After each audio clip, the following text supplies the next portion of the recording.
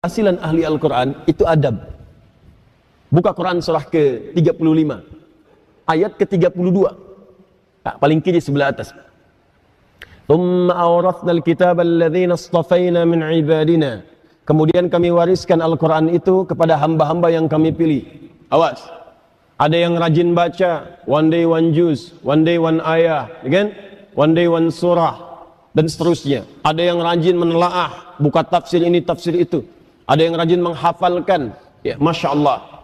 Tapi maaf, apakah semua orang itu dianggap benar oleh Allah ketika berinteraksi dengan Al-Quran? Tidak. Ada 3 golongan.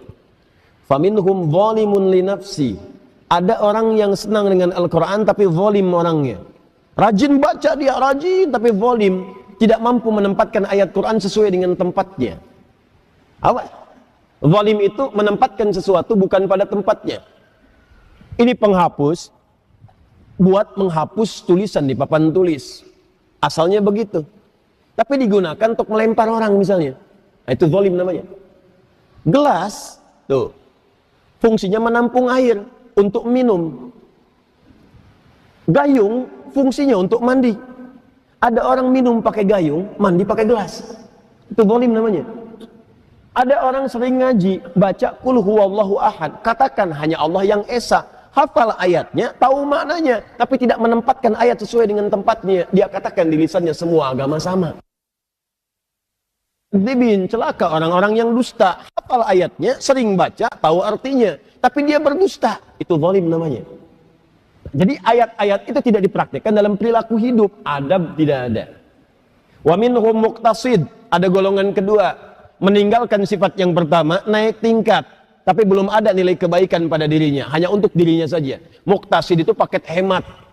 Jadi ahli Quran,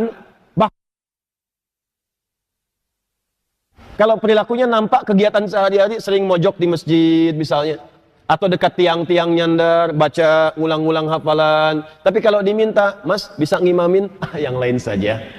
Itu paket hemat kata Quran. Hemat untuk dirinya, belum bisa diberikan pada yang lain. Yang ketiga, wa minhum sabiqum bil khairati biidznillah. Adab. Ada ahli Quran, kesuksesan interaksinya dengan Al-Quran dibuktikan dengan menampakkan perilaku baik dalam kehidupan. Sabiqum bil khairat, kalau bisa nomor 1 dia mengerjakan kebaikan. Jadi ciri orang yang berhasil dengan Qurannya, kata Allah, adalah adab. Jadi jangan bangga kalau anak Anda hafal 30 juz, tapi nggak merubah perilakunya. Yang yaitu hafalan banyak, tapi perilaku semakin durjana. Yang salah tuh dalam hafalannya. Ada yang keliru. Ciri orang tuh kalau sudah dekat dengan Quran, karena Quran itu baik, akan ada perubahan dalam dirinya. Minimal tuh sifatnya dulu lebih tenang, lebih terukur, lebih baik. Lama-lama jadi sikap, sopan, adabnya muncul. Kalau ada kebaikan pengen segera dikerjakan. Kalau lihat sampah di masjid pengen segera ngambil. Kalau lihat ini belum nyala, pengen segera nyalakan. Kalau lihat saf kosong, pengen ngejar safnya. Itu dorongan kebaikannya cepat sekali.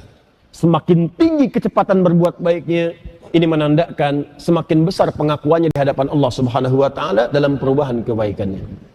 Jelas sampai sini?